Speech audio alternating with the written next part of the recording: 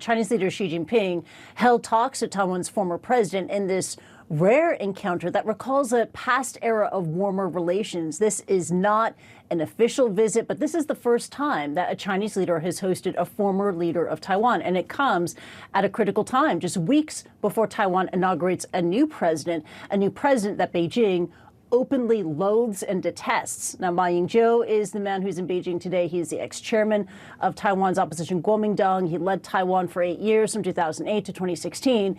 He arrived in China on April the 1st in what he calls a journey of peace and friendship. And Taiwan officials have told CNN that his meeting with Xi was moved to today to coincide with the Japanese Prime Minister's state visit to Washington.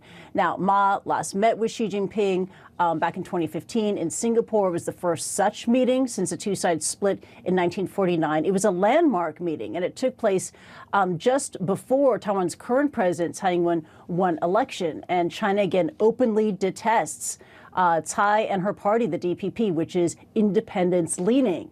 China has ramped up recently some aggressive tactics, especially since the election in Taiwan earlier this year in January, which resulted in another presidential victory for the DPP. And analysts say that Beijing is using today's meeting to shape the hearts and minds of people abroad and also inside China.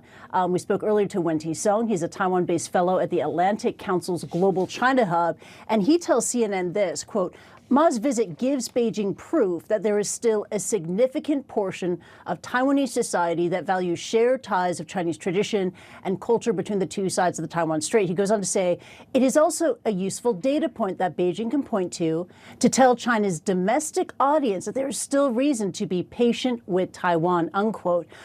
We also heard from Amanda Xiao of the International Crisis Group, and she adds this, quote, for Beijing, Ma's visit is a useful way of assuring its domestic audience we have not lost the hearts and minds of the Taiwanese people. Now, China claims Taiwan as its own territory, Max, despite having never controlled it. Back to you, Max. So tell us more about the reaction within Taiwan itself to this meeting. Well, we can look at how the various players from Taiwan will likely react. And, analysts I've been talking to say, for example, Ma Ying-jeou, this is a visit that keeps him relevant. He is a former leader after all, and it's also a way to protect his legacy, for him to be remembered as the Taiwan leader who managed to directly engage with Beijing. As for his party, the Kuomintang, they may be a little bit torn about this because on one hand, we want to celebrate this meeting, this milestone, but it doesn't want to undermine its current leadership, especially as they're catering to a population back home in Taiwan that is a little bit more cautious, more weary, definitely, of closer ties with China, especially compared to a generation ago.